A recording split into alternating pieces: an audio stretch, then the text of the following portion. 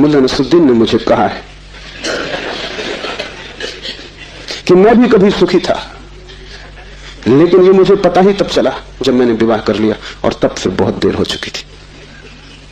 मैं भी कभी सुखी था, ये पता मुझे तब चला जब मैंने विवाह कर लिया, लेकिन तब तक तो बहुत देर हो चुकी थी, सुख हाथ से जा चुका था। पति को गहराई में पूछो तो ऐसा पति खोजना कठिन है जिसने कई बार पत्नी की हत्या करने का विचार न किया हो, सपने न देखे हो कि मार डाला पत्नी को, सुबह उठ के वो भी कहेगा कैसा बेहुदा सपना, लेकिन अचेतन आकांक्षा है।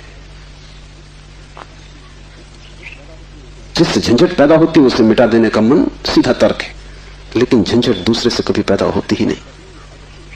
पत्नी में अगर कोई उपद्रव होता तो कौन तुम्हें रोकता था? तुम सब भाग गए होते हिमालय। उपद्रव पत्नी में नहीं है क्योंकि तुम हिमालय जाके फिर पत्नी खोज लोगे।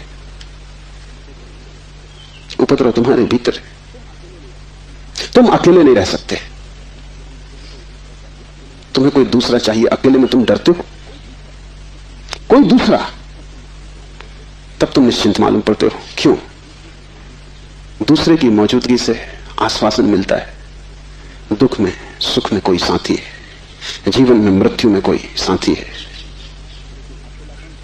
लेकिन अकेलापन स्वभाव है, और जिस व्यक्ति ने यह अनुभव कर लिया कि आत्मा ही बस मेरी है, उसने अपने अकेलेपन को अनुभव कर लिया। भागने की कोई भी जरूरत नहीं, तो झंझट पीछे चली जाएगी। तुम जहां हो वहीं रहना, रत्ती भर भी बाहर कोई फर्क करने की आवश्यकता नहीं है, लेकिन भीतर तुम अकेले हो जाना। भीतर तुम कैवल्य को अनुभव करना कि मैं अकेला हूं, कोई संगी साथी नहीं।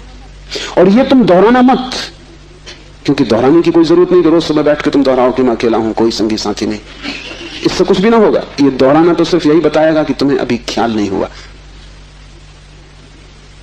इसे समझना, ये तथ्य है कि तुम अकेले हो। समझने में अड़चन है, वही तपश्चर्या है। तप का अर्थ नहीं है कि तुम धूप में खड़े हो जाओ। आदमी को छोड़ के सभी पशु पक्षी धूप में खड़े, उनमें से कोई भी मोक्ष नहीं चला जा रहा है। और तप का अर्थ ये नहीं है कि तुम भूखे खड़े हो जाओ, अनशन कर लो, उपवास कर दो, क्योंकि आधी दुनिया वैसे ही भूखी मर रही है। कोई उपवास करके मोक्ष नहीं पहुंच जाता है। शरीर को गला दो, जला दो, उससे कुछ हल नहीं है। वो सिर्फ आत्महिंसा है और महानतम पाप है। और सिर्फ मूल उस पाप में उतरते हैं। जिन्हें थोड़ा भी बोध है वो ऐसी नासमझियां ना करेंगे। दूसरे को भूखा मारना अगर गलत है तो खुद को भूखा मारना सही कैसे हो सकता है? दूसरे को सताना अगर हिंसा है तो खुद को सताना अहिंसा